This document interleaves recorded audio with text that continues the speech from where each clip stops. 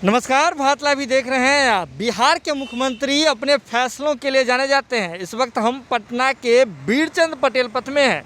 ये हमारे पीछे जो दिख रहा है जदयू का कार्यालय है, यानी कि जनता दल यूनाइटेड का कार्यालय है, जहां से नीतीश कुमार जी अपनी पार्टी से जुड़े हुए फैसले लेते हैं। लेकिन यही नीतीश कुमार जी थे जो 1 अप्रैल 2016 को उन्होंने एक साहसिक फैसला लिया था शराबबंदी को लेकर के। लेकिन आपको बता दें कि जब नीतीश कुमार जी शराबबंदी को लेकर के उन्होंने फैसला लिया था, तो उसके पीछे उन्होंने तर्क दिया था कि जो महिलाएं हैं वो उनसे शिकायत करती हैं, महिलाएं अक्सर उनसे शिकायत करती हैं, मुख्यमंत्री के जनता दरबार तक पहुंचती हैं कि शराब पी करके उनके पति, उनके घर के सदस्य बदसलूकी करते हैं और उनके घर की आर्थिक स्थिति शराब के कारण डमाडोल बनी हुई है, घरेलू हिंसा में वृद्धि हुई है। और इन तमाम चीज़ों को ध्यान रखते हुए नीतीश कुमार जी ने 1 अप्रैल 2016 को बिहार में एक साहसिक फैसला लिया था शराबबंदी का। लेकिन कालांतर में हमने देखा कि फैसला तो हो गया, कानून बन गए और शराब रखना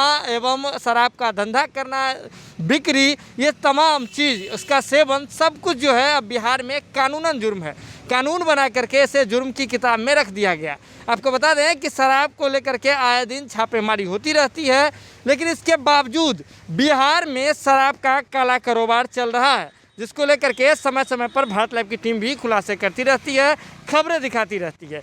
सत्ता और जो प्रशासन है उसके सहयोग से ये पूरा कारोबार फल फूल रहा है, ये बात विपक्ष के लोग अक्सर कहा करते हैं। लेकिन आपको जो एक खबर बताने जा रहे हैं ये आपके होश उड़ा देंगे। दरअसल बात करें तो लॉकडाउन में अब जो है सरकार जो शराब का जो बिक्री है उसमें ढील देने जा रही है।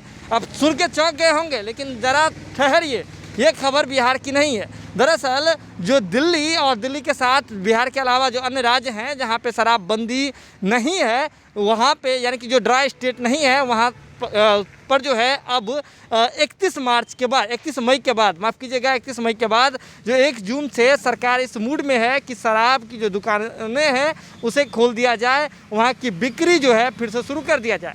दरअसल आपको बता दें कि जैसे ही कोरोना महामारी का कहर पूरे देश में बढ़ा है, इसके साथ ही अगर बात करें तो सरकार ने शराब के बिक्री वाले काउंटर पे भी रोक लगा दिए थे, शराब की दुकानें भी बंद कर दी गई थी। लेकिन जैसे जैसे लॉकडाउन लगा, इसके बाद दिल्ली में भी इसके सुखद परिणाम देखने को मिले हैं। प्रतिदिन 1000 के आसपास ही केसेस आ रहे हैं।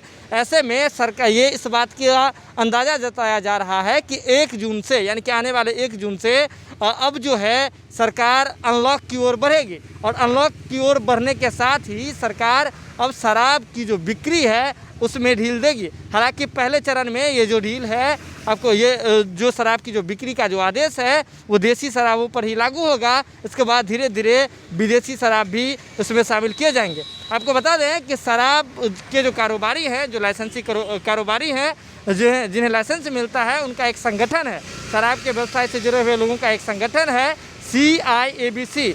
उन्होंने सरकार को पत्र लिख करके इस बात की जो है मांगी है, इस बात की इजाज़त मांगी है कि अब जो है उन्हें शराब बिक्री का जो है छूट देना चाहिए। इसके पीछे उन्होंने तर्क दिया है कि वित्तीय वर्ष 2020-21 में शराब की जो बिक्री है वो 12% गिर गई थी और इस पूरे विभाग को जो है नुकसान हुआ था, जो मतलब जैसा कि हर साल एनुअल टर्नओवर होता है उससे 12% नीचे गिर गई थी वित्तीय वर्ष 2020-21 में।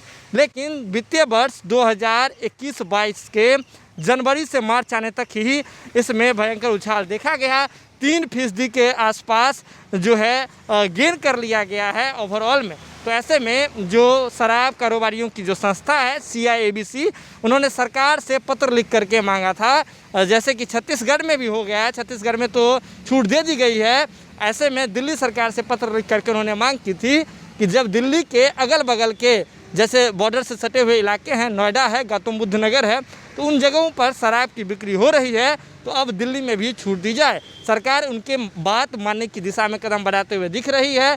सब कुछ ठीक रहा तो 1 जून से शराब की बिक्री फिर से शुरू हो जाएगी। जुड़े रहे भारत लाइव के साथ, जो कुछ भी अपडेट होगा भारत लाइव की टीम सबसे पहले आप तक पहुंचाएगी। इसके लिए ज़रूरत है कि भारत लाइव की खबरों को यूँ ही देखते रहें, शेयर करते रहें और हमारा मनोबल बढ़ाते रहें। बहुत बहुत धन्यवाद। अगर ये वीडियो पसंद आई और वह बिहार के राजनीति और बिहारियत से सरोकार रखेनी तो सब्सक्राइब बटन दबा के चैनल के सब्सक्राइब कर ली। ओजे एगो घंटी बा, ओकरा बटन दबा देला से कुल सटीक और मारक खबर रुआ मुफ्त में मिल जाई। अगर रुआ पत्रकारिता के हमनी के नया प्रयोग में सहयोग कर चाहतानी तो ज्वाइन बटन दबा दी। पेटीएम नंबर नोट कर ली 9386816700। धन्यवाद।